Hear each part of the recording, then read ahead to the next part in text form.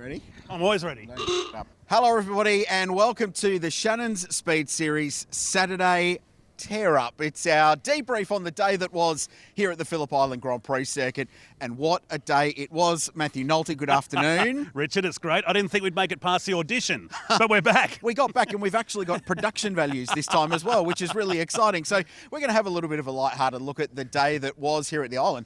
And what a day it was. Now, it's minus 475 at the moment, but early on... He's not kidding. It was spectacular, wasn't it? Have you ever seen such a lovely day at this place? This place, when it gets warm, just raises the tempo a bit, doesn't it? But it was just so good to see so many people up here. But, of course, when it's so good, we tend to fall back into cruise control, don't we? A little bit. A little bit? Sure, but it is very, very nice, and more of the same tomorrow. We can't wait for it. Make sure you're watching on Stan Sport, wherever you might be. It's going to be great. What do we take out of today? What was your highlight? Give me your number one pick of the day that was. Josh Buchan not hearing Fabian Coulthard's interview question, perhaps. Good luck for the top 10, mate. Oh, sorry, they were on the radio. What'd you say? I just said good luck for the top 10. Oh, thanks, mate. Thank you. You've got to keep these race car drivers in check because he's a good race car driver. Obviously, he won today, but he's getting a bit up there in the commentary box. We're getting a bit sick of him, aren't we? Well, the thing is that Josh can come into the commentary box and talk, but he won't let us go into his race car and drive. And that just doesn't strike me as being particularly fair. That's going to change, by the way. Does it?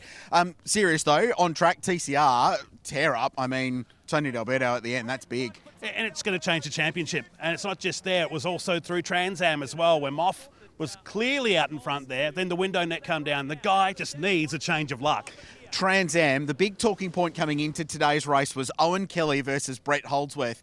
Now, you got to say it's advantage Owen Kelly after Saturday, don't you? It'll be the ultimate scrap. They talk about me and him having a punch on, but I reckon between those two, I don't know who you'd back in that one, but I think OK had a few words to say about that. Well, he let his driving do the talking and then did the little drive-by at the end, but I think the thing I loved about Owen Kelly's interview at the end of today's race, that he said, I'm not going to buy into all that arguments, and then properly bought into the argument, which was sensational. And I think, I'm not going to run my mouth like some of these other blokes, and clearly it doesn't pay off, right? So I was trying to look in the mirror for him. I couldn't see him. I don't know where he was. So I guess he's way back there somewhere. But what else was there today? I thoroughly enjoyed Chris Stubbs' work. He is one of the great reporters in Australian motorsport, in Australian sport. But even sometimes, Stubbs, he just sort of misses out with a bit of microphone technique. We love coming here, and how good are these cars about to be? These cars are absolutely spectacular. We love seeing the S5000s around here. Amazing circuit. The weather is fantastic. So, yeah. The key here is when you interview, you don't ask the question and then wait for him to respond. Stubbsy will teach you that one. What a GT race it was, though, wasn't it? Yeah. The best part for me was, GT racing's been awesome this year. But it's also a good chance when the safety car comes out to throw a snag on the barbie, isn't it? That's a bit of us. I reckon barbecue at the back, open the boot, some lemonades. That'd be lovely, Moff, wouldn't it? What about the lemonades, right? Maybe something a bit different. Great. Pity none of them made their way to the commentary box, though, wasn't it? There, guys like us don't need it. Speaking of food, though... Speak for yourself. I've been working on it. Yeah. Working on getting larger. Speaking of which, our international friend, Maxi Hoffer, revealed his love for KFC. What's your favourite food in Australia so far?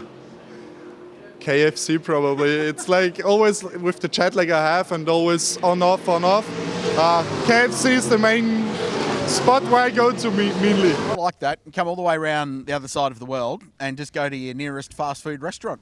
He raves about it. I don't mind it.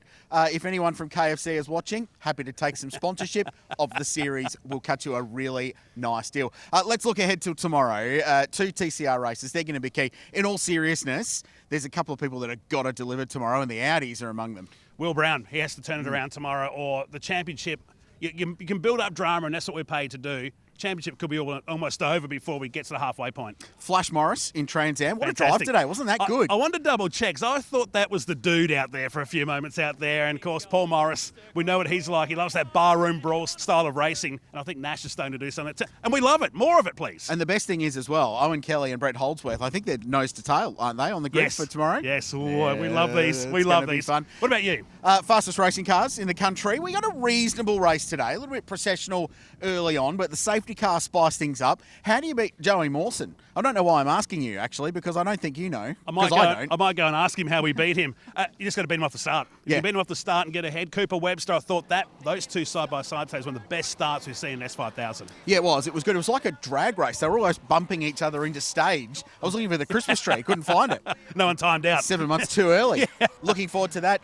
The APC and GT4 field's really good, isn't it? Yeah, and also good to see V8 touring cars back. They've been on hiatus for retooling now for a couple of years, but there's only a small field, but we're hearing more and more cars will come online. Maybe another 10, I heard you say today, for the next Yeah, round. true. Now, there's a lot of things people don't know about Matt Naults, and there's a lot of things people do know about Matt Naults, and one of them is that you're an avid model car collector. I am. And you've got quite the old V8 touring car collection. I do. So from this weekend's Kumo Series field, what car would you add to your collection? The super cheap auto one, because I haven't got that one yet. Oh, the Paul Morris Yes, Indian, that car is? I'll have to water it down and get it into the cabinet. That's the dude's last one. full-time car. It was too, It yeah. was, yeah, And it exactly. still looks as good as it did back in 08, 9. Matt Neal and Boris Said raced that Yes, it car. was. Fun fact.